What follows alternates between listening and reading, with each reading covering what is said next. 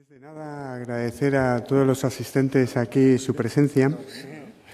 Soy Javier Balbás, profesor de la Universidad de Cantabria, del Departamento de Ingeniería Eléctrica y Energética, y también colaboro con el Grupo Técnico de Investigación dirigido por los profesores doctores Villegas y Lombillo, a los cuales les doy mi agradecimiento aquí públicamente.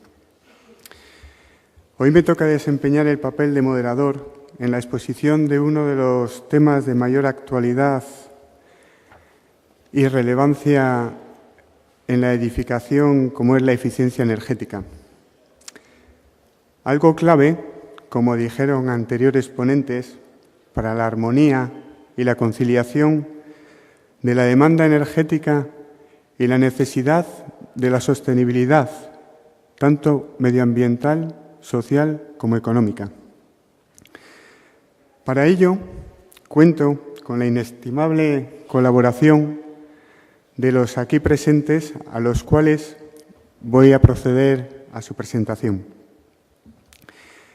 El señor don Rafael Gil. Su vida profesional ha estado vinculada al análisis de mercados energéticos, energías renovables y eficiencia energética desde el año 2005. Estudió Ciencias Políticas y Sociología, especialidad en Políticas, en la Universidad de Granada y en la Universidad Austríaca de Viena. En la actualidad es gerente de la empresa Soningeo, Servicios Energéticos, empresa especializada en incrementar la eficiencia energética y las prácticas responsables con el medio ambiente, a través de medidas prácticas e innovadoras que a su vez supongan una mejora en la productividad. Además, Rafael Gil desempeña actualmente el cargo de secretario general del Consejo Territorial de ANESE, Asociación Nacional de Empresas de Servicios Energéticos. Es colaborador habitual en foros y eventos del sector energético y redactor de artículos especializados en diferentes revistas y publicaciones. Bienvenido. Por otro lado, tenemos la segunda ponencia, e irá a cargo del decano del Colegio de Ingenieros Industriales de Cantabria, el señor don Martín Vega Uribarri. Ingeniero industrial, estudios de posgrado en la Universidad de Cantabria, máster en Dirección de Empresas en el Centro de Estudios Superiores Técnico-Empresariales dependiente de Deusto. Se formó y trabajó como técnico de la Unidad Administrativa del Fondo Social Europeo de la Dirección Provincial de Trabajo del Ministerio en Cantabria. Técnico de organización del Servicio de Organización y Formación de la Dirección General en Función Pública del Gobierno de Cantabria. Posteriormente, técnico superior del Servicio de Fomento de la Dirección General de Industria del 90 al 97. También jefe de sección de combustibles del Servicio de Energía de la Dirección General de Industria, 1997-2003. Director General de Servicios y Protección Civil de la Consejería de Presidencia y Justicia de Ordenación del Territorio y vicepresidente del Consejo y consejero delegado de la Sociedad de Emergencias de Cantabria, 112. Jefe de Servicio de Inspección y Seguridad desde 2007 a la actualidad. Y además, jefe de Servicio de Energía por encomienda de funciones desde el 1 de marzo de 2012. Además, otras actividades docentes, etcétera, etcétera, en diversos centros de estudios y departamentos de la universidad.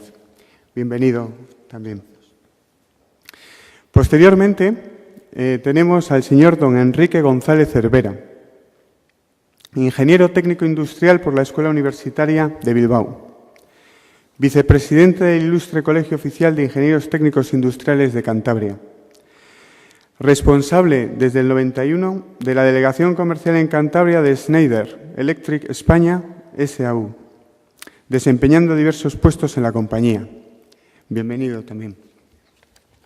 Y por último, tenemos a don Manuel Odriozola Rodríguez, ingeniero industrial por la Escuela de Ingenieros Industriales de Cantabria.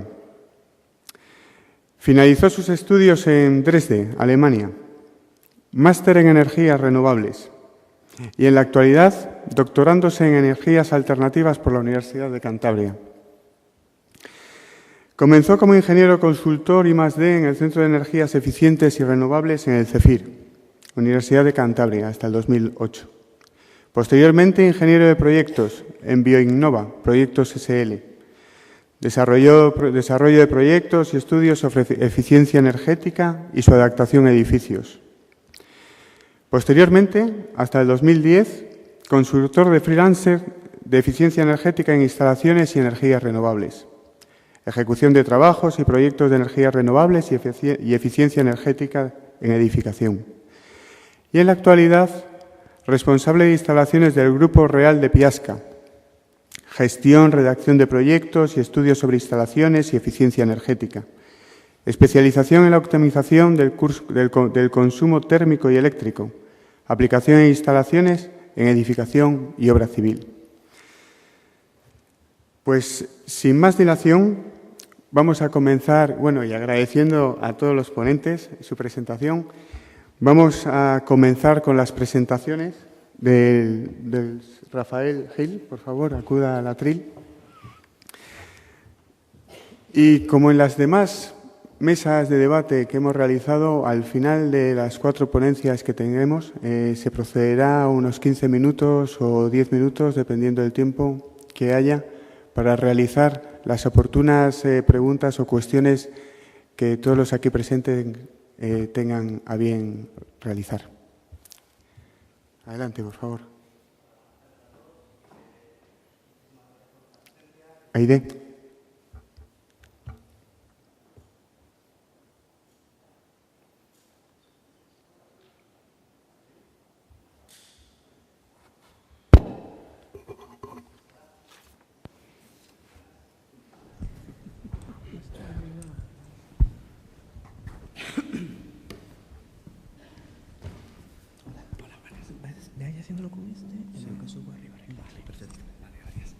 Bueno, lo primero agradecer a la organización por crear este tipo de debate, que la verdad es que es bastante constructivo, y agradecer su presencia.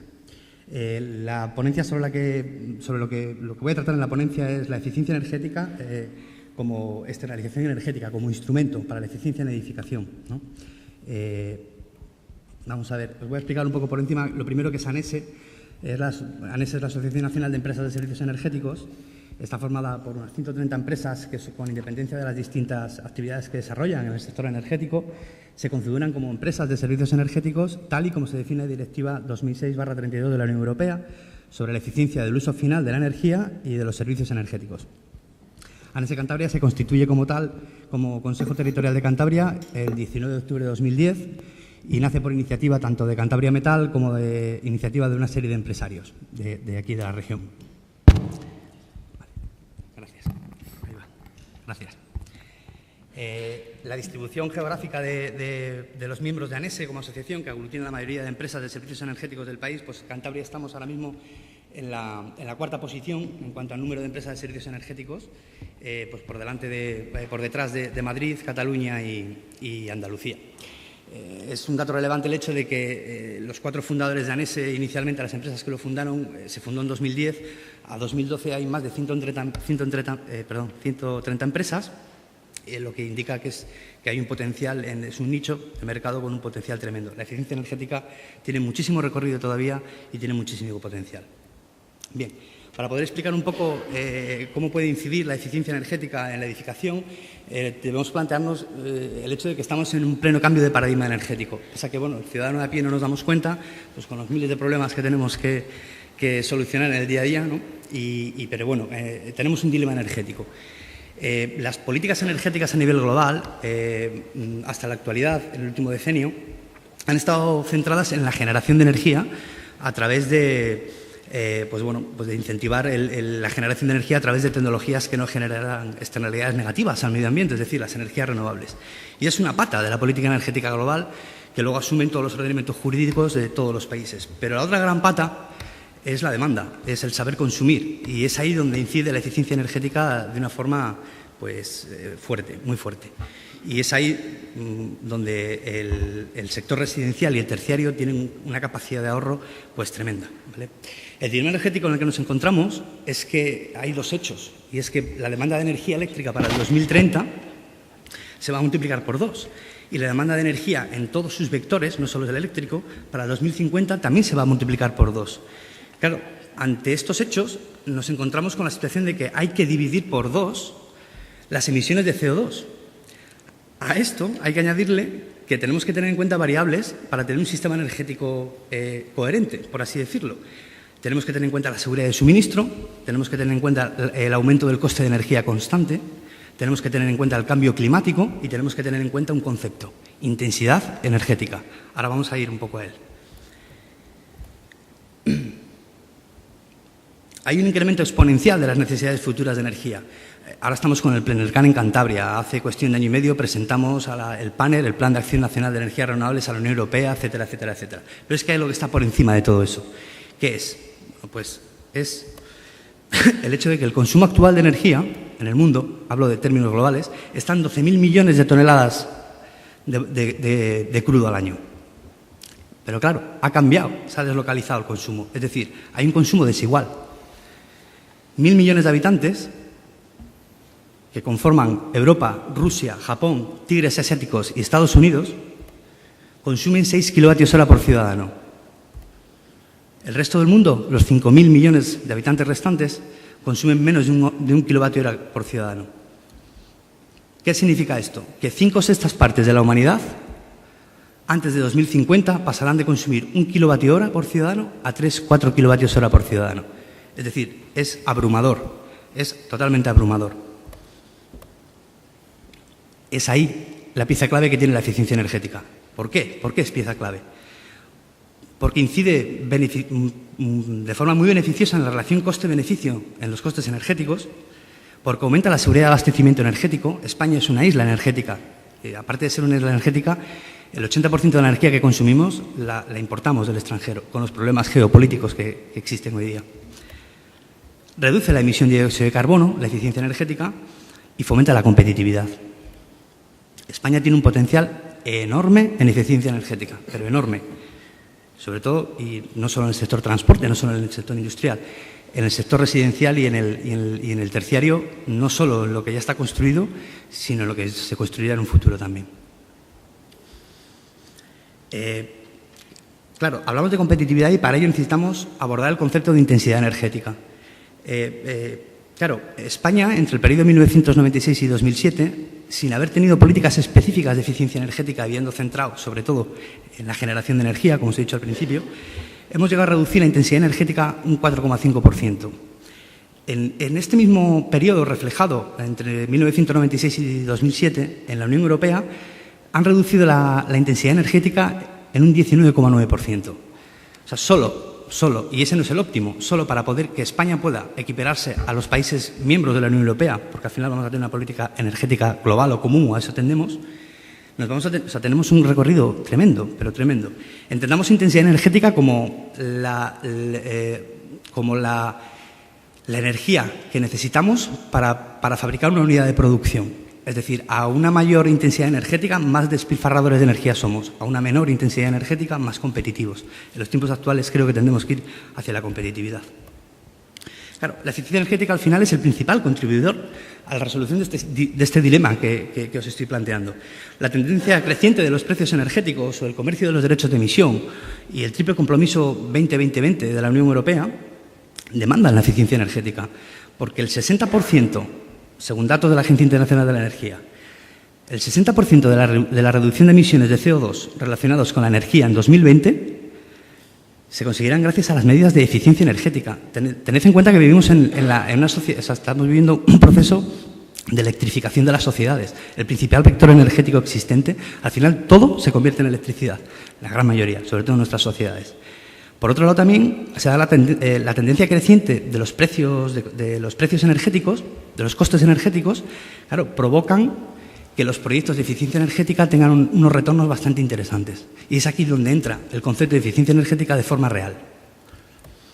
La eficiencia energética, a nivel de estimaciones de la Unión Europea, esta ley 20-20-20 famosa, 20%, que para el año 2020 tengamos un 20% de energías renovables que produzcan el 20% de la energía que consumimos, las energías renovables, la reducción de un 20% de los gases de efecto invernadero, sí se van a cumplir, según estimaciones de la Unión Europea. En España ha habido una por parte de las energías en el mix energético han tenido una penetración masiva bastante interesante y, bueno, independientemente ahora de moratorias a las renovables, sí o no, que eso es otro debate, hay un punto al que no vamos a llegar y en el que incide tremendamente la eficiencia energética.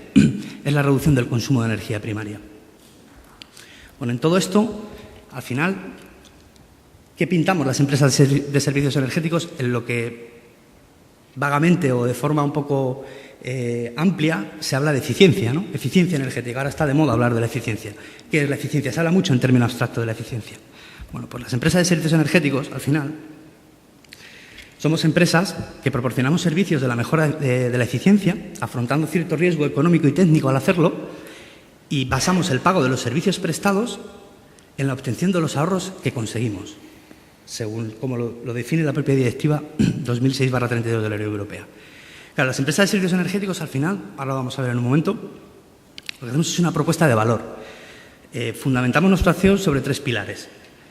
Por un lado, garantizamos los ahorros que decimos que damos cuando nos metemos en un proyecto de eficiencia energética. El otro pilar es los servicios que damos, es un servicio total. Es decir, desde la identificación de lo que se denominan MAEs, medidas de ahorro y eficiencia, hasta la gestión de absolutamente todo el proyecto, desde el inicio, desde la identificación hasta la medida y verificación posterior y la propia explotación. Por otro lado, otro de los servicios en los que se fundamentan las empresas de servicios energéticos es la propia financiación de los proyectos. O bien lo financiamos nosotros porque el proyecto lo soporta, o bien lo financia el cliente, pero nosotros le ayudamos a conseguir la financiación porque hacemos bancable el proyecto, o bien nosotros exponemos a inversores privados mediante lo que se denomina un FPT, financiación por terceros, el proyecto y lo financiamos nosotros también. Al final, la relación entre lo que es el cliente final y las empresas de servicios energéticos a la hora de acometer un proyecto de eficiencia energética, pues es una única relación. Es decir, hay una relación contractual con una serie de garantías y el único interlocutor que va a haber con el cliente es la propia empresa de servicios energéticos. Al final, el servicio energético como tal va desde el propio diagnóstico, es decir, desde entrar a un edificio y determinar qué necesidades tiene, qué proyecto de eficiencia energética se puede acometer para mejorar, para conseguir los ahorros y mejorar esa eficiencia.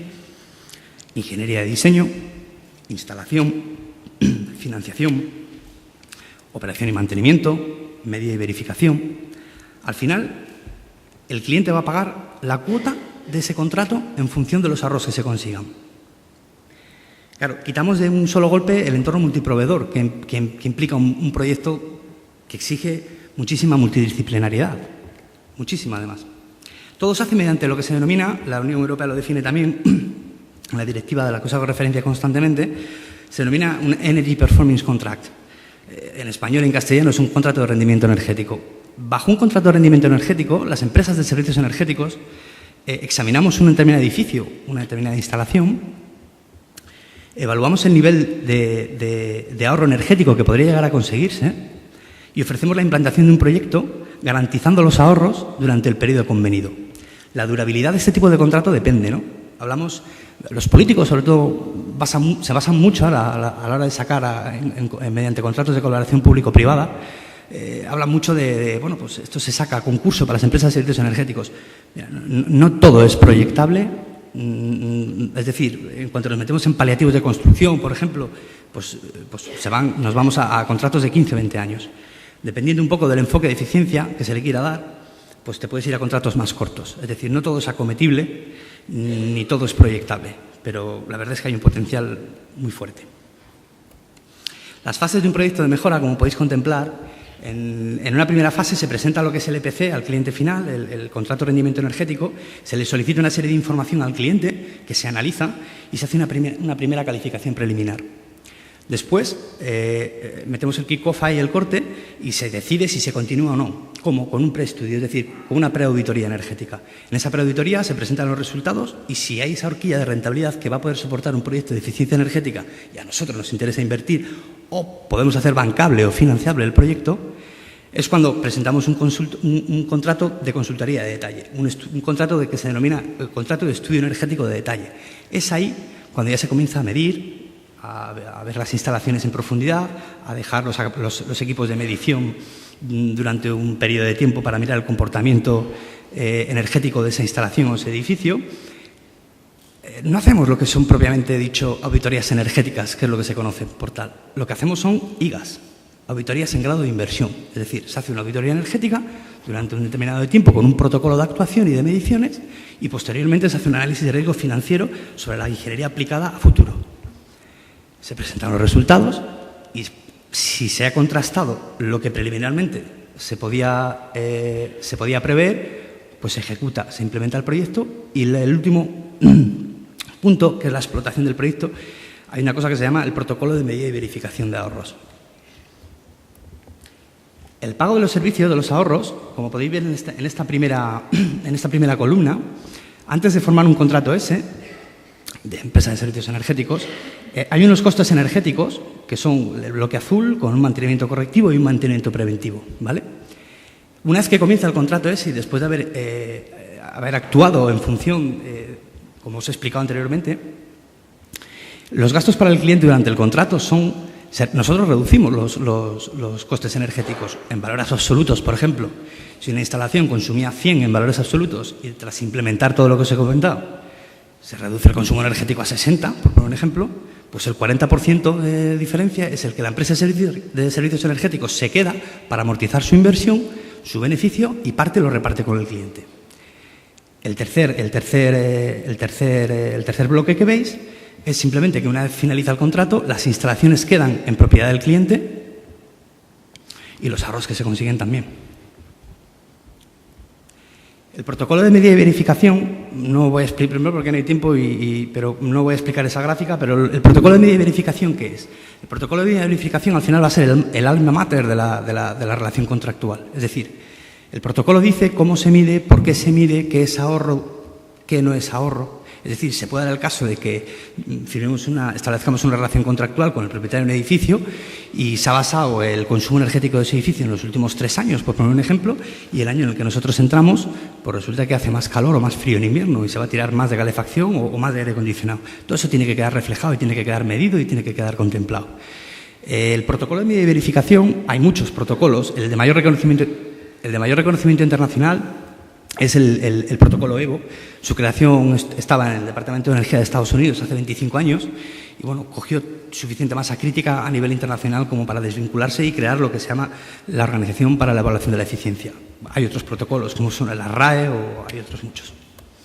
Nosotros desde la asociación y las empresas que conformamos la ANESE tenemos un plan que se denomina el Plan 47, cuyo objetivo es disminuir un mínimo el 40% de las emisiones de CO2 de los 3 últimos años en edificios existentes mediante actuaciones cuyo periodo máximo de retorno de inversión sean 7 años. 7 años por el tema de las trabas financieras actuales. ¿A quién va dirigido? Normalmente a propietarios de edificios de los sectores residencial y terciario. Los usuarios que normalmente se acogen al plan pues son los principales beneficiarios porque obtendrán la modernización y mejora de sus edificios e instalaciones a coste cero. Incluso en el reparto de ahorros y dependiendo de la proyección financiera de cada proyecto, pues podrán incluso obtener dinero. El punto de partida a la hora de diseñar un plan de estas características se ubican las inspecciones que las comunidades autónomas tienen que realizar en las instalaciones térmicas y cuya obligatoriedad se establece en la Instrucción Técnica 4 del RITE. Indica que cada comunidad autónoma establecerá un calendario para la primera inspección en función de su potencia, tipo de combustible y antigüedad. Nosotros, desde nuestra experiencia, aconsejamos que se empiece por instalaciones de carbón, gasóleo y fuel, cuyos generadores tengan una antigüedad superior a 15 años y una potencia superior de 70 kilovatios. Claro, a nosotros nos va la vida en ello. ¿Por qué? Porque si yo me meto en un determinado edificio y cambio la sala de calderas, etcétera, etcétera, pues el primero que va a ir en busca del kilovatio hora voy a ser yo porque tengo que cumplir con el contrato y obtener mis beneficios. Esto es un proyecto que a nivel de empresa nosotros, como lo hemos presentado en el sector residencial, es una operación que tenemos en marcha. y es muy breve, os la voy a explicar para que os podáis hacer una idea. El alcance de la propuesta es el suministro e instalación de calderas, colector, bombas y sistema de control de un edificio, que tiene las calderas 21 años. Realizar la cometida de gas y trámites de legalización, mantenimiento preventivo, telemonitorización, etcétera, etcétera, etcétera. La situación actual de esa comunidad es de 61.440 litros. Vamos abajo del todo y vemos que el coste total de energía más mantenimiento son 59.407 euros al año. Nosotros les proponemos en el proyecto que del año 1 a 5 le aplicamos un 5% de descuento con respecto a la situación actual y del año 6 al 10 un 10%. ¿Por qué del año 6 al 10 más? Porque ya hemos amortizado nosotros nuestra inversión y no nos importa repartir. No se trata de ganar, se trata de que todo el mundo, se trata de ganar, pero de que todo el mundo pueda acceder a ello. Al final, la comunidad de propietarios ha ahorrado en 10 años, que dura el contrato, 73.796 euros y cuando la empresa de servicios energéticos se va, se queda en propiedad con las instalaciones. Como me han pedido que acorte, no me voy a extender más. Beneficios que tiene la eficiencia energética desde un punto de vista empresarial. Mejora de la competitividad, mejora de la imagen de la compañía, mejora tecnológica de las instalaciones. Y a nivel global, la eficiencia energética pues, reduce los costes de la factura energética, creación de empleo, te anticipas a los cambios energéticos, efectos positivos sobre el I+D, mejora del balance energético, etcétera, etcétera, etcétera. Muchas gracias por su...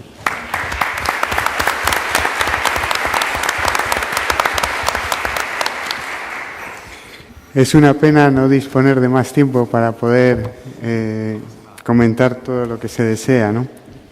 Y todos los conocimientos de los que podíamos hacernos partícipes. Pero bueno, ahora al momento, vamos a pasar a la segunda ponencia de nuevas instalaciones en la edificación a cargo del señor don Martín Vega Uribarri. Adelante, por favor. Bueno, buenas tardes a todos. Muchas gracias a la organización por la invitación al colegio a participar en este foro, fundamentalmente por cuanto de alguna manera nos afecta desde el punto de vista funcional y profesional. Yo quiero, la ponencia que me ha tocado en suerte se titula Nuevas instalaciones en la edificación. Realmente, hablar de las instalaciones de las edificaciones, pues casi de novedad tienen bien poco, más allá de lo que son las últimas energías o las energías renovables de última aplicación o más reciente aplicación en el sector de la edificación, sobre todo de tipo doméstico, no industrial. Pero yo por eso, porque quizá el ámbito de las instalaciones a nivel de eficiencia energética va a ser siempre evaluado por expertos que, como bien nos ha dicho Rafael, tienen de alguna manera una profesionalidad profunda en relación con el conocimiento ya no solamente de la parte técnica del desarrollo de la instalación, sino también de las probabilidades que en cada momento el sector y todos los intervinientes en ese sector, tanto desde el punto de vista de costes como de gastos o de explotación, intervienen, yo creo que poco se puede decir. No obstante, sí querría insistir fundamentalmente en lo que afecta a las instalaciones, que la eficiencia, ya no solo energética, sino la eficiencia de una instalación parte de un buen diseño, de una buena ejecución y de un buen mantenimiento. Y si somos capaces de alguna manera de interpretar el reglamento aplicable con las condiciones de seguridad exigibles y en las condiciones técnicas necesarias para el cliente al que servimos, la eficiencia llegará por añadidura. Aspectos mejorables siempre las van a aparecer y siempre van a aparecer resquicios donde esa probabilidad va a depender fundamentalmente de ese grado de eficacia que hayamos aplicado en el diseño y en la ejecución. Y sobre todo en el mantenimiento, porque al final, también lo decía Rafael, y siento utilizarte, perdóname, pero de alguna manera ese mantenimiento, aún y en los proyectos de eficiencia energética, es absolutamente necesario que esté detrás, porque si no es pan para hoy y hambre para mañana.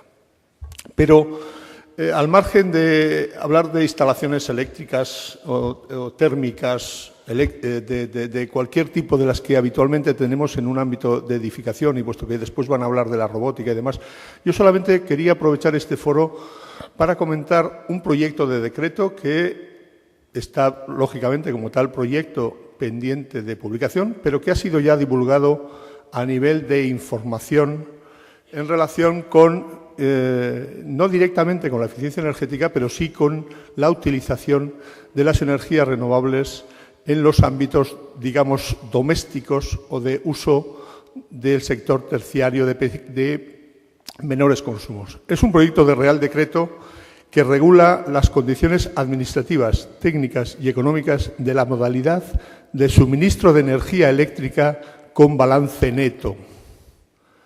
Este concepto de balance neto, que es algo que parece que siempre ha pululado por ahí, sobre todo vinculado a las energías eólicas, a las fotovoltaicas, vinculada fundamentalmente al problema de la acumulación del exceso de energía no consumida en la propia instalación, viene a resolverse mediante un sistema por el cual el propio sistema de distribución absorbe nuestros excedentes en los momentos de bajo consumo para poder posteriormente demandarlos al propio sistema sin ningún tipo, con un coste de peaje, pero sin ningún tipo de coste desde el punto de vista de aportación de servicio. Creo que salva una necesidad, sobre todo, como dice el proyecto de decreto, en instalaciones que tienen que estar enganchadas en baja de hasta no más o por debajo de los 400 voltios y que va a afectar siempre a instalaciones de potencia que en ningún caso podrán exceder de 100 kilovatios. Por tanto, estamos hablando de pequeñas instalaciones grupales, comunidades de vecinos, edificios comunitarios, edificios institucionales, pequeñas industrias de tipo incluso hotelero, donde teóricamente esos consumos, esas potencias contratadas de 60 y tantos kilovatios, etcétera, donde pequeños grupos de generación de tipo renovable, sea biomasa, gas, eólica, fotovoltaica, etcétera, y siempre con un destino exclusivo para uso propio, pueden tener un resquicio o pueden tener un nicho para estos técnicos que yo en este caso represento y, lógicamente, todos vosotros también, en el sentido de oportunidades de actividad, de desarrollo, de especialización profesional.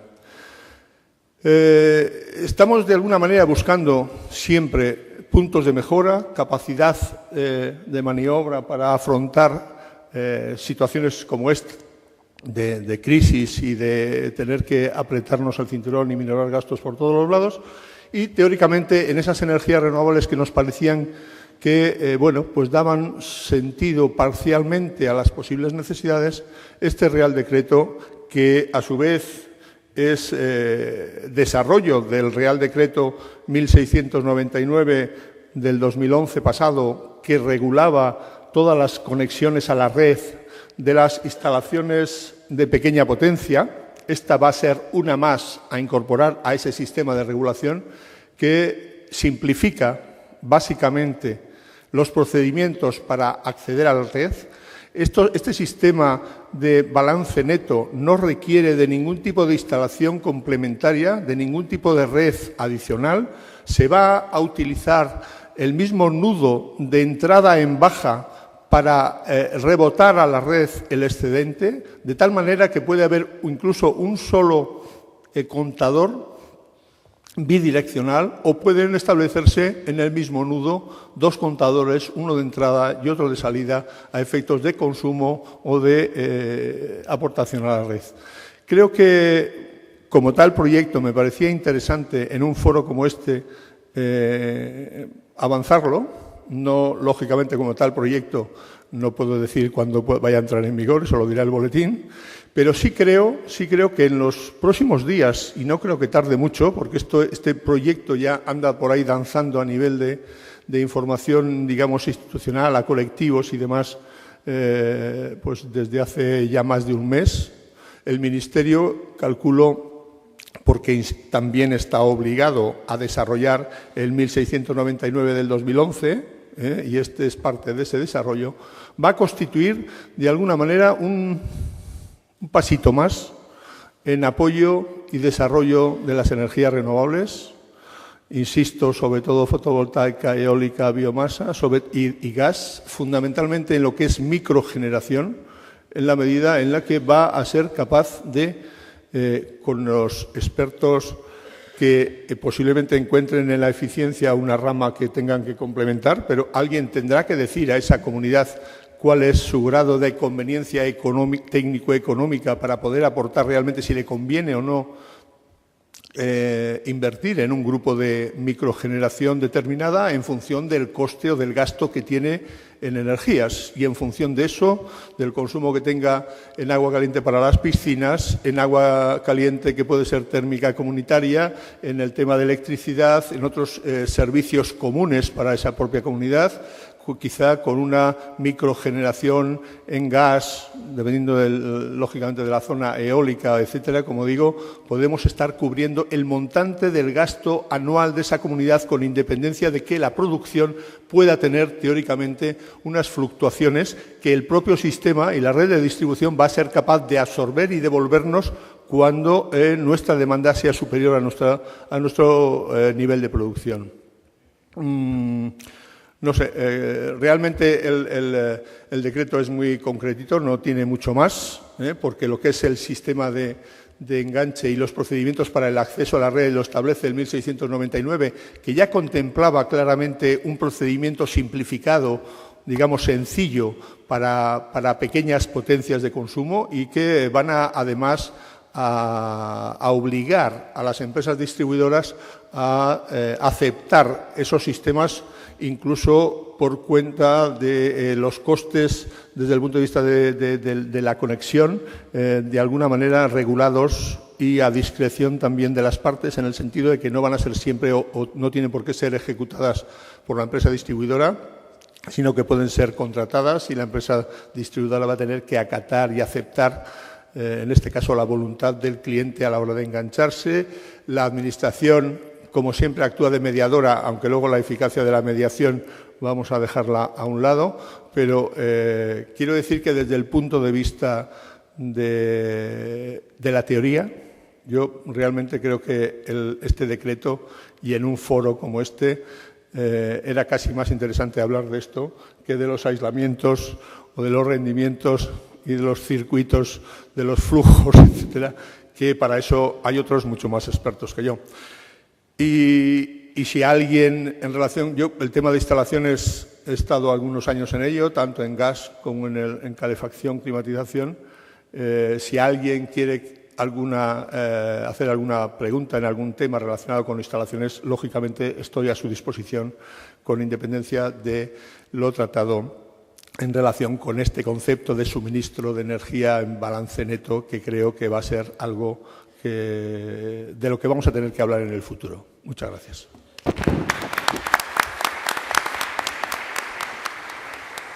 Muchas gracias por adaptarse al tiempo de esta manera tan adecuada y por sus nuevos datos de balance neto, etcétera, que seguro que luego hay alguna pregunta al respecto. La próxima ponencia que vamos a tener presente es la domótica en la edificación y va a estar a cargo del señor don Enrique González Hervera.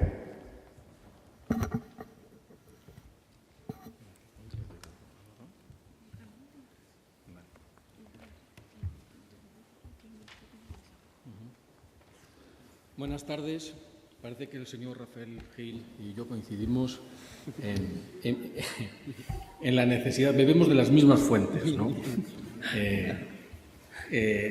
En esta ponencia, que se trata de ver pues, cómo la domótica va a influir positivamente en la automatización de las viviendas, y no solo de las viviendas, porque aunque nació como una idea de la vivienda, pues todo lo que se ha extendido a otros edificios, ¿no?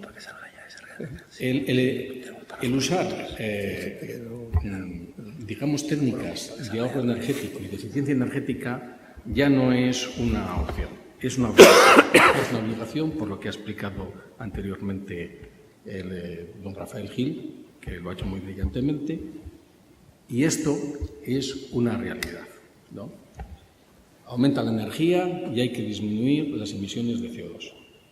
Y a partir de aquí, los países pues, han empezado a legislar. En nuestro país pues, tenemos el Reglamento Electrotécnico de Baja Tensión, que incluye una instrucción técnica complementaria sobre la automatización de las viviendas. Tenemos el Código Técnico de la Edificación, tenemos el Reglamento de Instalaciones Técnicas, de instalaciones térmicas en edificios. Bueno, todas estas medidas, por lo que van a hacer es que seamos más eficientes. Si definiéramos de alguna forma la eficiencia energética, y si se pudiera aceptar esta definición, ¿no? La eficiencia energética es la producción de un bien o servicio con la relación del gasto de energía que supone la producción de ese bien y servicio, ¿no? Entonces seremos siempre más eficientes cuando podamos producir los mismos bienes y servicios con un menor costo de la energía, con un menor consumo de energía, con un menor gasto de la energía. O producir muchísimo más consumiendo muchísimo menos, ¿no? Si nos centramos ya en lo que es la edificación, ¿no? Debemos de actuar en 3 aspectos para mejorar nuestros ahorros. Uno podría ser la eficiencia intrínseca de la instalación, ¿no? Que consiste en la adopción de medidas constructivas como puedan ser unos adecuados aislamientos térmicos, la utilización de fuentes luminosas de bajo consumo, máquinas más eficientes. Otro sitio donde podemos optimizar la energía es optimizar de forma proactiva ese uso. De poco nos sirve tener máquinas muy eficientes y fuentes luminosas de un alto rendimiento si luego pues, las instalaciones están consumiendo energía sin necesidad de hacerlo. Las salas con plena iluminación sin haber nadie, etcétera, etcétera. Y luego, también lo han dicho también mi predecesor, ¿no? Que también ajustar y mejorar de forma proactiva la evolución de la instalación, es decir, realizar un adecuado mantenimiento. Que esas instalaciones cuando se proyecten se piensen que van a tener una evolución y que esa evolución no sea tal que luego nos impida pues, tener unas mayores inversiones y ser menos eficientes. Ahora nos centraremos en qué es la domótica y qué podemos entender por domótica. Quizás esta es la definición más extendida, ¿no? Se puede entender como domótica como el conjunto de sistemas capaces de automatizar una vivienda, aportando servicios de gestión energética, de seguridad, confort, bienestar y comunicación. Y pueden ser que estén integrados por medio de redes interiores y exteriores de comunicaciones cableadas o inalámbricas. Aunque la domótica inicialmente nació como la automatización de la vivienda, ya lo he dicho antes, pues tampoco se ha ido extendiendo estas técnicas a otros edificios, de forma que esta palabra domótica, que viene de las acepciones estas del latín y del griego, de domos y tica, pues digamos se han ido extendiendo más allá de lo que es la vivienda. Pero claro, cuando decimos domótica, ¿qué podemos decir de una vivienda que es domótica? ¿O cuándo podemos decir que una vivienda es domótica, no? Pues una de las formas que tenemos es de estandarizar. Y entonces, pues aquí intervino pues el CEDOM, que es la Asociación Española para la Domótica, cuyos principales, digamos, objetivos es la divulgación de la domótica y de su uso. Colaboró con AENOR y también con la Administración también para hacer instrucciones una guía complementaria para interpretar la instrucción complementaria de automatización de las instalaciones de vivienda y también participó con AENOR para definir estos dos reglamentos y este reglamento y esta especificación AENOR, ¿no? La especificación AENOR en instalaciones de sistemas domóticos en viviendas, las prescripciones generales y evaluación, que es la EA 0026 del 2006, establece las condiciones técnicas y documentales para evaluar una instalación domótica y poder certificarla según el reglamento particular. El reglamento particular se refiere a los requisitos para la concesión de las certificaciones AENOR para empresas e instaladores. Según esta norma, ¿no?, se establecen como 3 niveles de domotización, ¿no?, en función del número de puntos que tengamos que regular y en función de las aplicaciones que tengamos en la vivienda. Pues hay un nivel 1 que controla hasta 13 dispositivos, ¿no?, y con 3 aplicaciones, pues basándonos en esta norma, nosotros podríamos decir que es una vivienda domótica. Esto presenta ventajas para el usuario porque adquiere una vivienda con una instalación domótica certificada por un tercero, que la ha verificado disponiendo de un manual de uso y de mantenimiento. Para el promotor, lógicamente, una entidad independiente como es AENOR avala que ha seguido un código de buenas prácticas, incluyendo pues, en la mayoría de calidades pues, todo aquello que dice haber realizado, ¿no? Y para las empresas instaladoras, lógicamente, pues, es una oportunidad de negocio porque se diferencia con respecto a las instalaciones tradicionales y le da un valor añadido a su trabajo. El Código Técnico de la Edificación también nos lleva a aplicar soluciones domóticas y, concretamente, con el documento HE3, Eficiencia Energética en las instalaciones de iluminación, ¿no?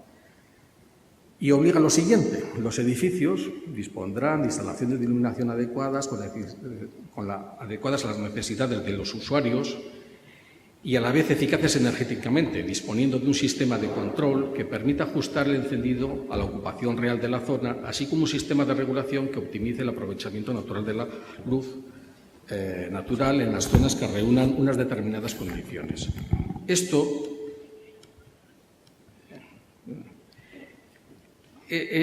lo que nos lleva es aplicar estas dos soluciones, ¿no? El reglamento lo que nos va a limitar, es a un valor de eficiencia energética en la instalación, que no es más que la cantidad de energía por metro cuadrado y 100 lúmenes que tenemos en determinados sitios. También es cierto que no es aplicable en todo, que hay sus salvedades y sus excepciones. Pero en los edificios de oficinas, hoteles y demás, pues estos valores se tienen que cumplir, ¿no? Y una forma de cumplirlo es aplicando soluciones domóticas, por ejemplo, que en los pasillos pues, se vayan encendiendo las luces en función de la ocupación o de las personas o del paso de personas, y también del aprovechamiento natural de la luz. Esto no deja de ser una solución domótica. En una sala se necesita un nivel de iluminación en el plano de trabajo, ¿no? Y hay que aprovechar la luz natural. Entonces, ahí habrá unos sensores que nos detectarán qué nivel de luminosidad tenemos, en el plano del trabajo, y en función de esta luminosidad regularemos las luminarias. De forma que las luminarias más próximas a las ventanas pues, estarán reguladas de tal forma que su consumo sea muy inferior al que estarían con un sistema tradicional, con lo cual nos está aportando ventajas y ahorros importantes. Bueno, pero claro, si tenemos que hablar de los estándares, ¿no? Porque todo lo tenemos que estandarizar, porque si no, pues esto sería, cada uno podría hacer esto de una forma diferente y se puede hacer, ¿no? Pero en el año 99, ¿no? Se unieron una serie de fabricantes que fusionaron, digamos, tres estándares que había en el mercado, Batibus, EIB y HS, ¿no? Y la verdad es que ha tenido una aceptación muy importante, de forma que hoy en día son más de 110 fabricantes los que están en este consorcio, ¿no? Y quizás es la tecnología más extendida dentro de la domótica y quizás también en la regulación de la iluminación.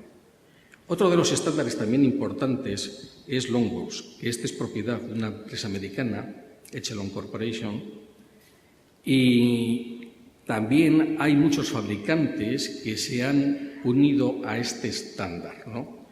Y luego está el X10, ¿no? Que es una tecnología especialmente indicada para viviendas en rehabilitación, porque es una forma de domotizar muy sencilla, que no requiere grandes infraestructuras o conocimientos, ¿no? La verdad es que también CONES ha ido derivando hacia la rehabilitación, de forma que, utilizando radiofrecuencia, podemos utilizar pues, tecnologías muy sencillas y simples sin tener que hacer grandes inversiones. El CONES lo que nos aporta son prestaciones de confort, de ahorro energético, con menores costes de operación y las funciones que hemos visto antes, que el reglamento particular y la norma anterior a AENOR nos decía, ¿no? Pues la puede ofrecer el CONES. Tenemos funciones de alumbrado, de persianas, calefacción, climatización, señalización, seguridad. Incluso tenemos la posibilidad de conectarnos a Internet, con lo cual abrimos el hogar y no solo el hogar, sino los edificios a Internet.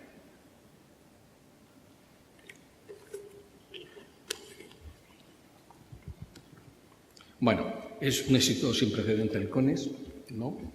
Tenemos más de 100.000 edificios equipados con CONES, ¿no? ¿Y en qué consiste? Consiste en un sistema, ¿no? Bueno, hay dos formas de automatizar. Una con un sistema tradicional cableado y otro con un sistema de bus. El sistema cableado podríamos hacer las funciones que hemos visto antes, que nos decían los reglamentos particulares de AENOR y la norma de AENOR, pero tiene el inconveniente de que son unas soluciones domóticas muy básicas, ¿no? Y es difícil modificarlas o ampliarlas. Sin embargo, con los sistemas de bus es mucho más sencillo aplicarlo, ¿no?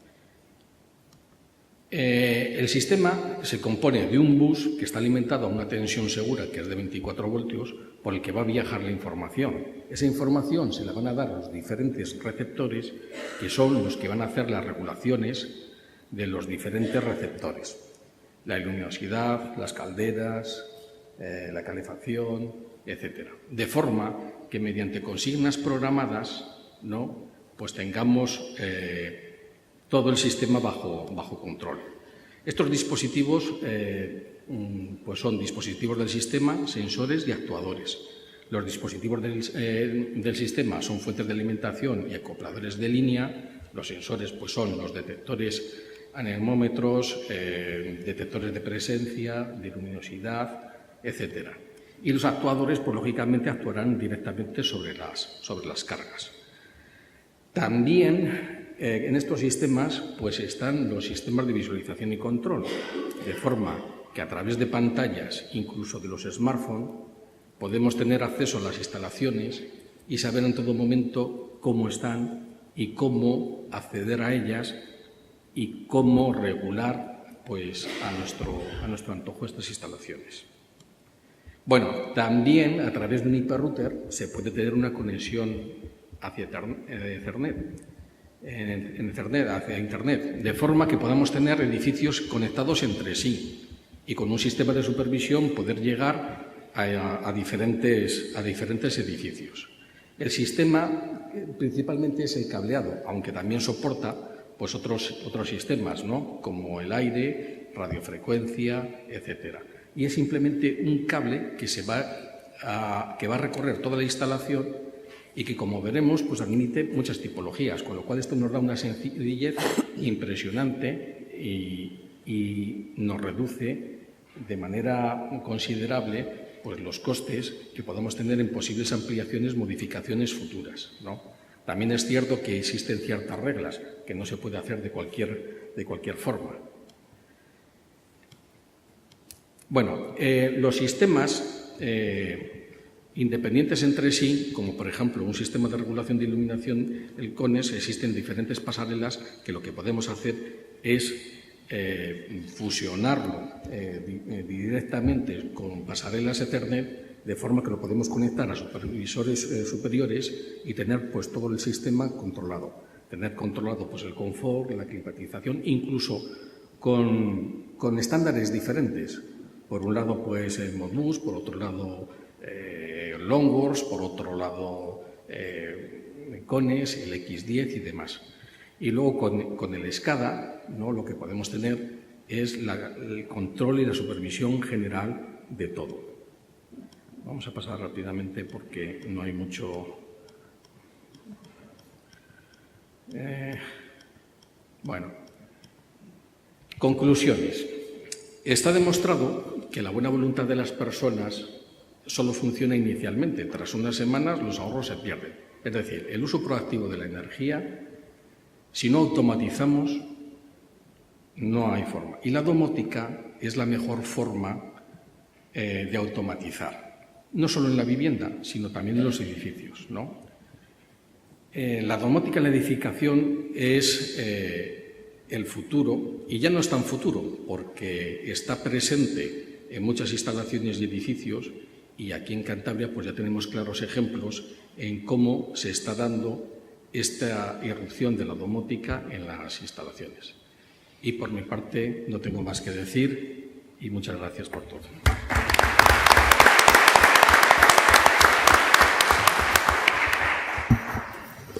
Interesante presentación de Enrique. Vamos a pasar a la última presentación titulada Caso real de un edificio eficiente en Cantabria, a cargo del señor don Manuel Odriozola Rodríguez.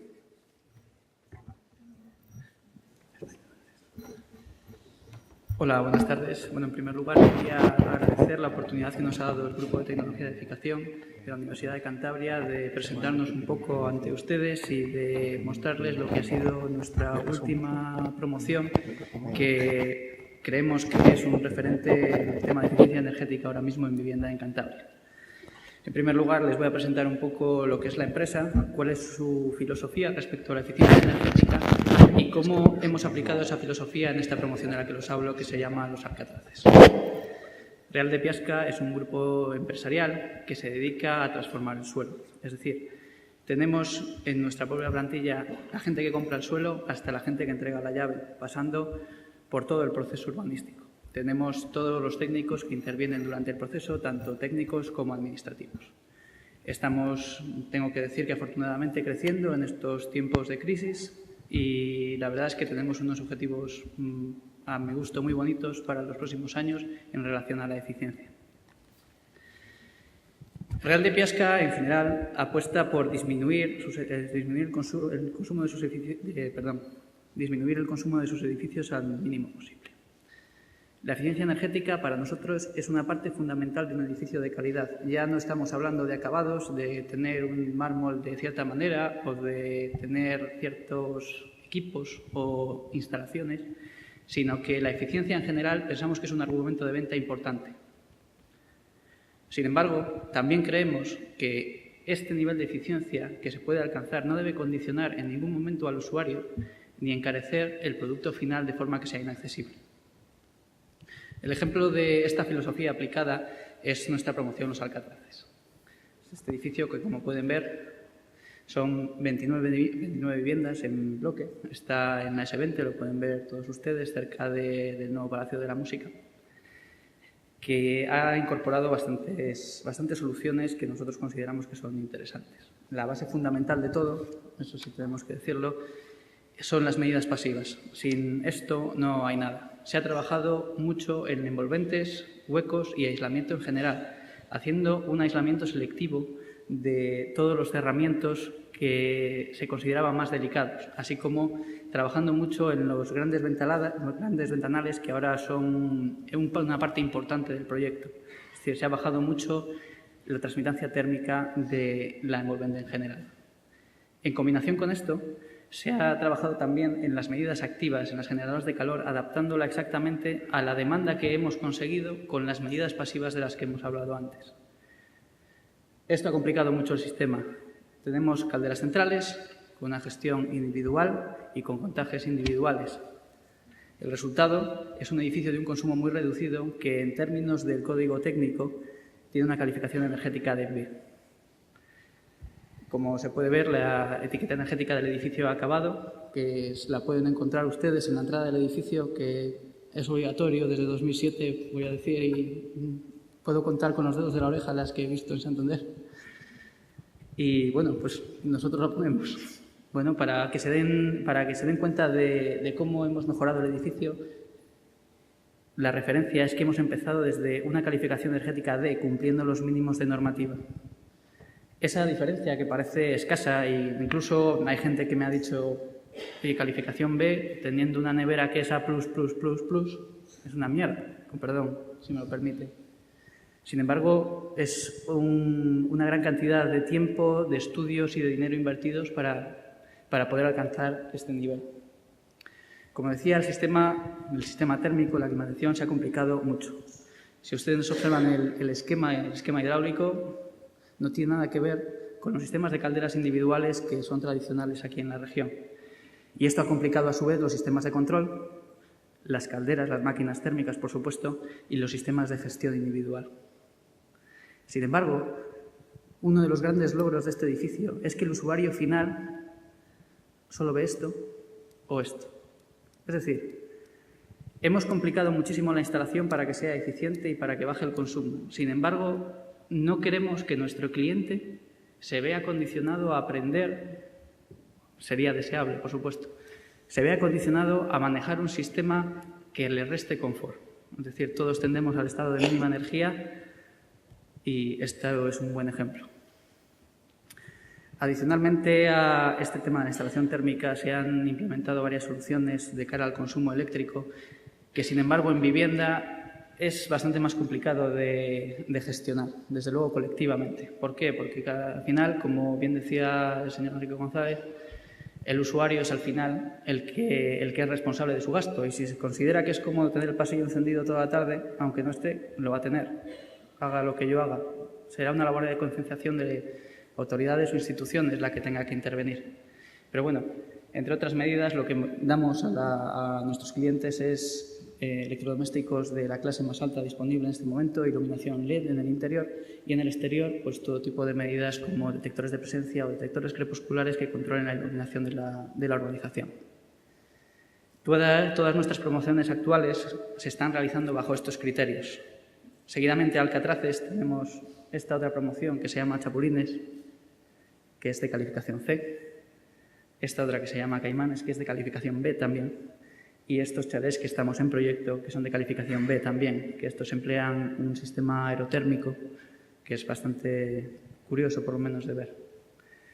La calificación energética de cada una de ellas es el reflejo de la implementación de estas medidas en cada uno de los diseños. Es decir, por ejemplo, en la primera promoción que es C, que puede parecer que no hemos trabajado, hemos partido de un diseño base E. Era un edificio tan abierto, tan, digamos, diáfano, que solamente ese tipo de diseño condiciona el consumo térmico mucho. Con las mismas medidas, solamente, y digo solamente entre comillas, se alcanza ese nivel de eficiencia. Bueno, la verdad es que es bastante eficiente. De C a B no hay una diferencia sustancial, es simplemente una letra. Lo que pasa es que comercialmente es mucho más bonito hablar de B.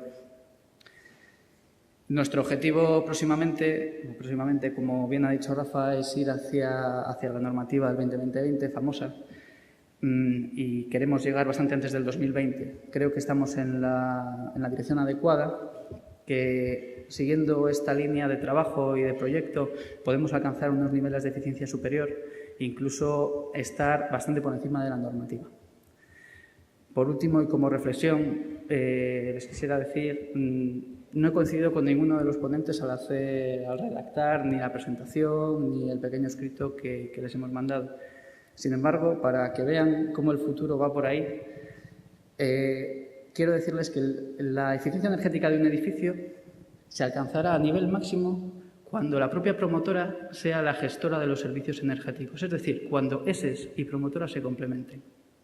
La única forma de que eso se haga es con instalaciones centralizadas, que a su vez es la única forma de aplicar el Real Decreto que nos habló el señor Martín Vega y que a su vez es la única forma de poder automatizarla o domotizarla de tal manera que el cliente final, con todos sus parámetros de confort y con todo su uso sin necesidad de trabajar más, obtenga el máximo resultado con el mínimo consumo. Y eso es todo. Muchas gracias.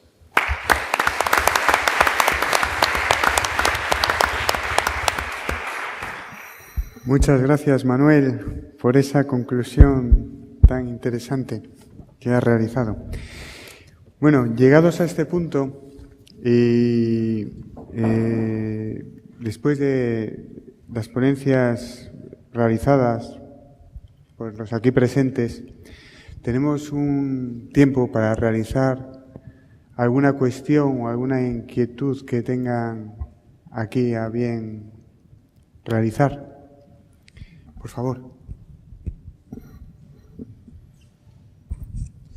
Esta es una pregunta para el señor Martín Vega. Con lo que van a sacar sobre la forma de pagar el autoconsumo, por llamarlo de alguna forma, que es lo del balance neto, ¿no será una forma de desmotivar a la gente de que entre en este sector? Quiero decir, si tú lo que no consumes y produces no te lo pagan, ¿no es una cosa desmotivadora? Creo que no me he debido explicar bien. Hay un plazo de 12 meses desde el momento de la generación, del cupo de generación, hasta el momento del consumo. Esto es como la tarjeta de puntos, como la cartilla de bonos, como... Yo produzco, consumo el 40% de lo que produzco, el 60% lo revierto a la red.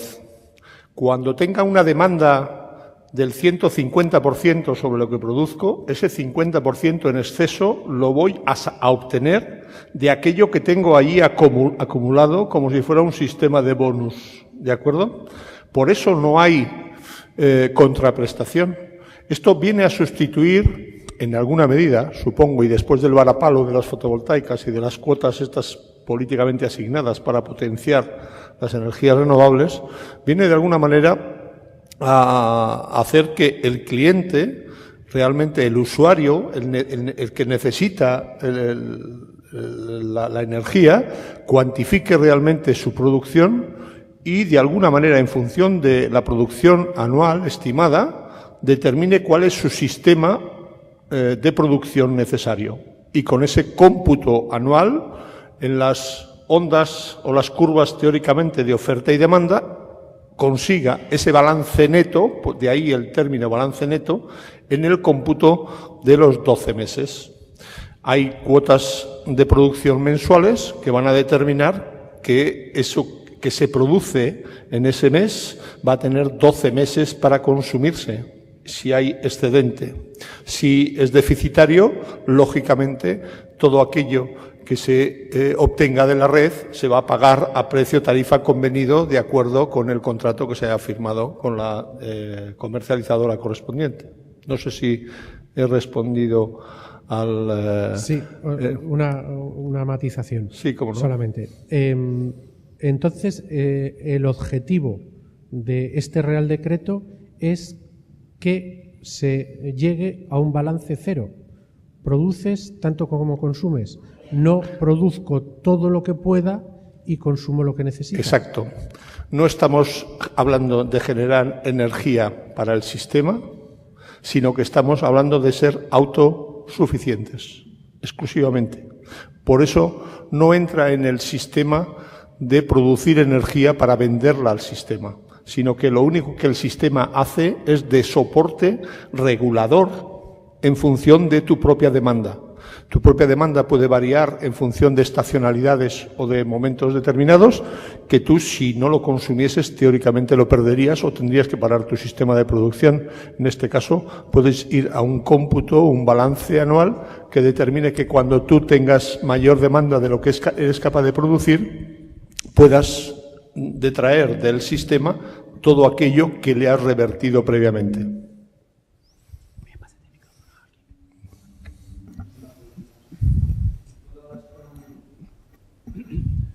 Claro, para la red eléctrica esto es una multiplicación de los puntos de consumo, ¿no? Un problema que entiendo yo que para la gestión de la red, si unes la multiplicación de puntos de consumo a las escasas capacidades de producción de cada instalación y lo combinas con las distancias y las pérdidas por traslado, dices, ¿y realmente es posible gestionar eso o es otro problema? Yo creo que el sistema está pensado al contrario. Lo que estamos, fijaros que no estamos hablando de crear un grupo generador capaz de aportar al sistema y luego cobrar por algún lado, ¿no? Yo con mi propia red, mi sistema de enganche, con mi sistema normal de funcionamiento de mi contrato que tengo en baja tensión o de la salida de baja que tengo de mi transformador, ahí mismo estoy conectando yo la reversión a la red. No estoy generando ningún tipo de necesidad de infraestructura adicional ni de necesidades de inversiones complementarias. El sistema, por eso va dirigido, digamos, a pequeñas potencias, a consumidores, digamos, finales, porque además incluso limita. Imaginaros que dentro de una determinada urbanización se pudieran generar varios generadores que pretenden individualmente conectarse a la red. Bien, pues incluso desde el punto de vista urbanístico controla por los números de catastro el evitar que haya solapes a la hora de conceptuar a ese cliente de una forma acumulativa, por decirlo así, cada uno de los chalés de una urbanización, por ejemplo, ¿no?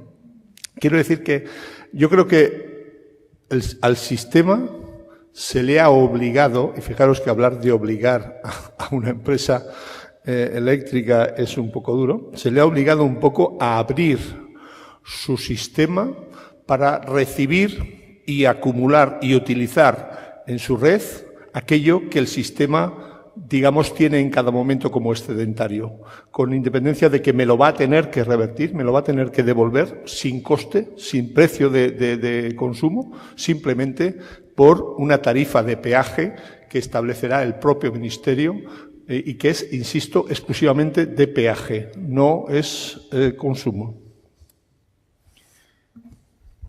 Ya veo que hemos acertado. Yo no quería debatir, pero... A ver, y perdón, tampoco pertenezco a la eléctrica. ¿El micrófono? Mi pregunta es para el señor Enrique. Cuando usted menciona el X10 para rehabilitación de edificaciones, ¿usted cree que sería... Un poco más alto, por favor. ¿Usted cree que sería... Mi pregunta es para el señor Enrique. Cuando usted menciona el X10 para rehabilitación de edificaciones, ¿usted cree que sería económicamente rentable, que es algo que a todos nos interesa, para una institución como el Ayuntamiento de Santander hacer una rehabilitación en un monumento de la comunidad?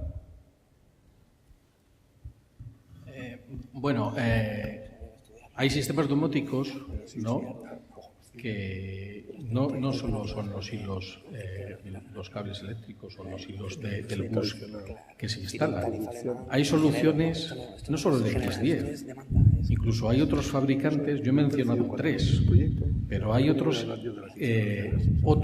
fabricantes y otras soluciones que pueden ser más específicas para un determinado caso. En la rehabilitación de viviendas, pues todo aquello que sea, por ejemplo, con radiofrecuencia, que no implique el hacer obra civil, ¿no?, rozas, poner tubo, etcétera, pues puede ser un sistema.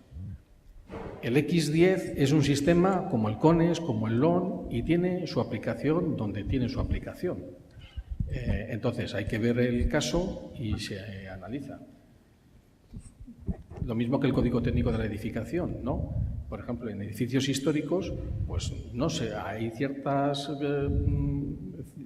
se dan circunstancias en las que no se puede aplicar por el valor histórico del propio edificio. No sé si ha respondido la pregunta. Acompañando al ponente, hay un ejemplo cercano, como es el control de la temperatura y la humedad que se ha hecho en la Capilla Sixtina, con un control de sensores y detectores a la hora de la regulación. Eso es un caso particular de domótica. Muchos sensores que mandan una señal y esa señal se interpreta y se actúa de la manera correspondiente. ¿Alguna otra pregunta? Un momento, por favor. Para que nadie se quede sin pregunta, y como estamos hablando de energía eléctrica y todos son eléctricos, y hay que multiplicar por 2 y dividir por 2, y como creo que todos estaréis de acuerdo que no lo vamos a conseguir con renovables ni con nada, quisiera preguntar directamente si ustedes son partidarios de la energía nuclear de fusión. ¿De fusión o de fisión? Perdón. Yo ya he preguntado. Creo que he dicho claramente, ¿vale? No, es que no lo he oído. ¿Sí? Sí, lo has oído perfectamente. Energía nuclear de fusión. de fusión, lo que es la construcción de un nuevo átomo, ¿no? Esa es la pregunta concreta, ¿vale? Porque creo que todos ustedes serían los más adecuados para decirnos que para el 2020 el sistema energético de este país va a cambiar muchísimo, por mucha domótica, por mucha eficiencia energética y por muchas primas que den en SOVA por tener hijos. Bueno, si me permiten los ponentes hacer un comentario al respecto. Hay varias maneras en el tema de la eficiencia, ¿no? Está desde la generación, la distribución y el consumo, la eficiencia, etcétera, ¿no?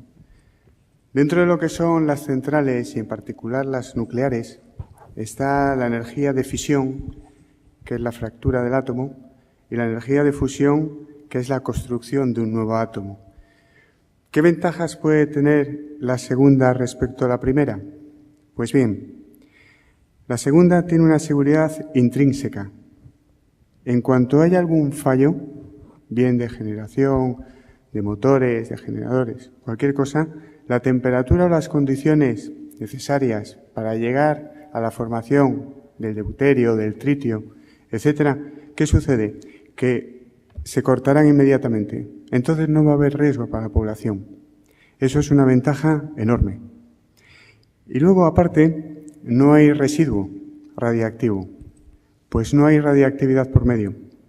Entonces, claro, ¿qué sucede? Que no tiene nada que ver la energía nuclear de fusión con la de fisión. Tiene muchísimas mayores ventajas. Ahora bien, me comenta con qué punto, a qué vistas, etcétera, etcétera.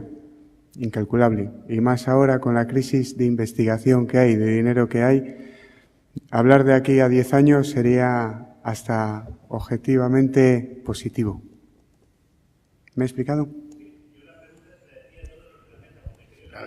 Yo represento un colectivo técnico y no tengo ningún inconveniente en manifestar mi opinión personal.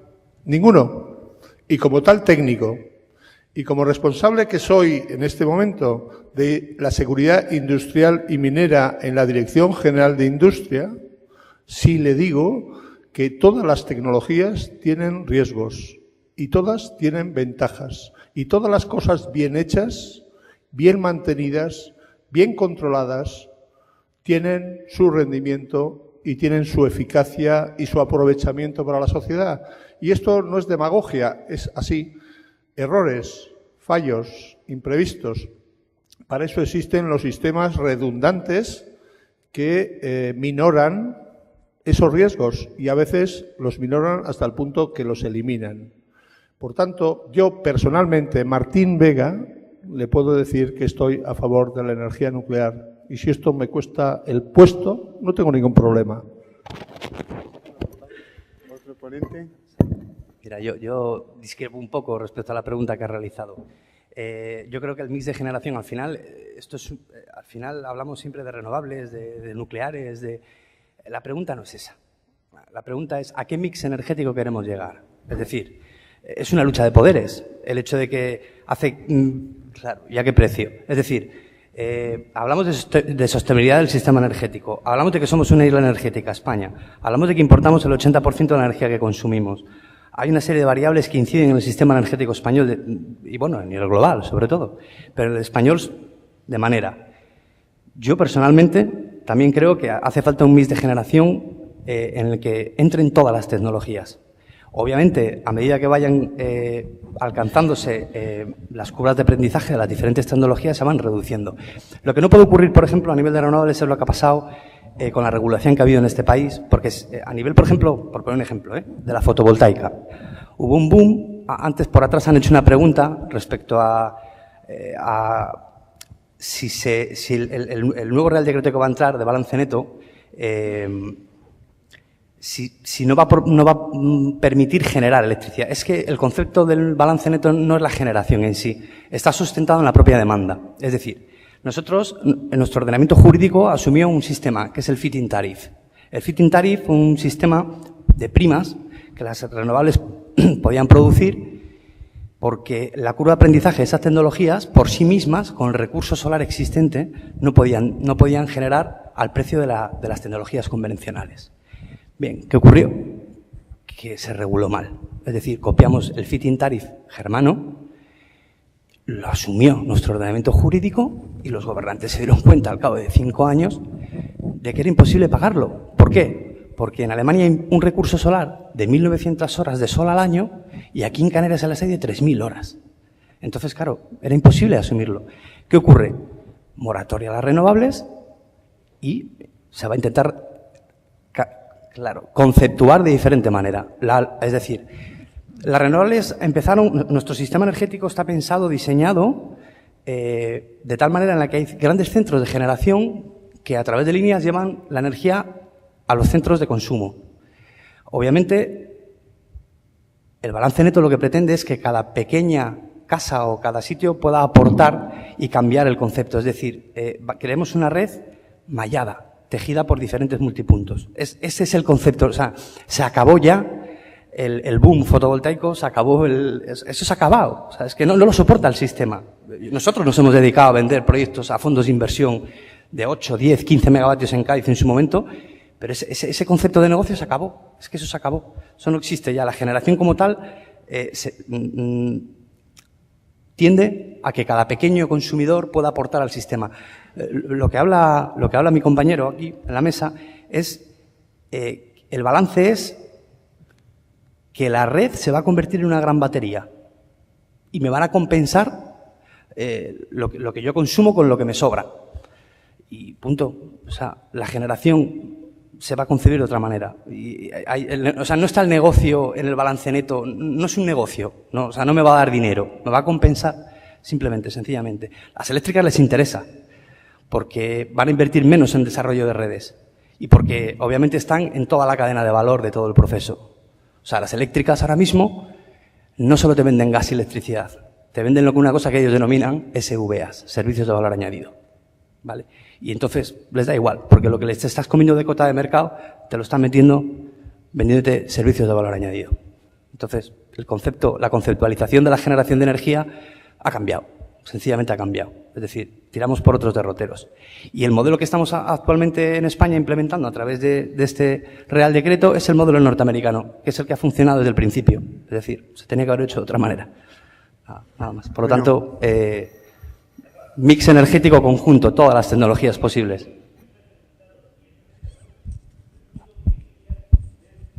Espera un momento, que no se escucha. Vamos, que tú te has ido por las ramas, pero descaradamente. Porque nos has contado una milonga que de verdad que la gente de aquí, que sí, que para esto ya no lo había contado el señor Vega. Mira, te voy a explicar una cosa. Cualquiera de los que está en esta sala, mañana por la mañana, sale a su casa, se coge un microinversor que los venden ya como los churros, dentro de poco los van a tener los chinos, va a su casa, se lo coloca y ya está funcionando. Y no le va a pedir nadie nada. Esto es así de real. Si alguno no lo sabe, se lo digo yo. Pues eso es lo que estábamos respondiendo al resto de la Pero yo la pregunta era muy concreta, que no la has contestado. Vale, dime. 2 por 2, el consumo, aumentamos. Si no es por 4, porque al paso que vamos igual es por 4. Y entonces lo del CO2, pues lo dividimos. Hay que dividirlo, según hemos quedado con Bruselas o entre nosotros mismos o como hemos quedado. Entonces, lo que yo digo era muy concreto. Además, el moderador enseguida se dio cuenta, porque la pregunta no la puse tan mala. No fui a la fisión, fui a la fusión. Estamos todos de acuerdo. Entonces, la pregunta era clara. ¿Es necesaria energía? Era para saber si la mesa tenía intención o cree que es pertinente que ese tema, que creo que, yo también creo como el moderador, que en un plazo igual de 10 años no hemos conseguido desarrollar ese tipo de energía, pero lo que sí que quiero, que habría constancia de que verdaderamente la gente tiene interés que esa energía se desarrolle. ¿Me entendéis? Sí, yo he vivido al lado de una central nuclear toda mi vida. Que por cierto, alguien que es muy listo y otra gente menos más lista, la quiere cerrar, que es la central de Santa María de Garoña, la cual es una central de Cantabria encima, porque el capital es de aquí. Esto lo hicieron los cántabros, con capital cántabro. La mitad de la gente que trabaja es de Cantabria. Y se va a cerrar, bueno, no sé si se cerrará, pero quiero decirte, a mí me enseñaron desde que era muy joven que preferíamos tener una nuclear a la puerta de allí que depender de los moros en el 74 con la... ¿Me entiende lo que lo digo? Pero ahora lo había puesto muy fácil en la mesa y solo era esa la pregunta, ¿vale? Bueno, era mi pregunta, es mi opinión personal después de haber vivido a la puerta de Garoña, ¿vale? Pero no sé si me entiende, no iba tan duro, era más sencillo, era por... Pero yo creo que te he contestado, Rafa. Es decir, sí, un MIS general, vale, de acuerdo, Rafa. Un MIS de generación que aporten todas las tecnologías. Venga, va. Claro, es que es así. Perfecto, gracias. Te lo he respondido, creo, según bueno, lo hemos hecho un poco divertido, venga. Hay que montar un nuevo foro respecto a la energía nuclear. Bueno, última pregunta, si desean, para el último ponente, para ya terminar. Buenas tardes. Yo quería preguntarle si todo ese trabajo que ha dicho que conlleva el aumentar de nivel la eficiencia energética de un edificio se ve repercutido en el precio final de la vivienda que pagan los usuarios. Sí. Es lógico, se ve repercutido. Como dije al final, como reflexión, que la eficiencia energética total en una vivienda se alcanzará en el momento en que sea la promotora la que gestione el consumo de ese edificio, o de esa vivienda o de esa instalación. Mientras sea el promotor el que asume los gastos de esas mejoras, esos se van a ver repercutidos en la vivienda, hasta el límite que le marque el mercado. Es decir, yo podré invertir en eficiencia en mi vivienda hasta, por ejemplo, si en una vivienda de 1 millón de euros le subo 10.000 no pasa nada, pero en una de 95.000, si le subo 5.000, probablemente me quede sin venderla. Supone un coste, naturalmente, pero sobre todo quería remarcar que las medidas pasivas, que son la base fundamental, son muy baratas, son perfectamente asumibles y contribuyen al funcionamiento del edificio de manera mucho más intensa que las medidas activas. Es decir, si ustedes tienen que gastar el dinero en algo, gasten en aislamiento. Gracias. Bueno, pues llegados a este punto, tomamos un descansillo de 5 minutos y retomamos con la siguiente mesa de debate. Muchísimas gracias a todos y en especial a los ponentes.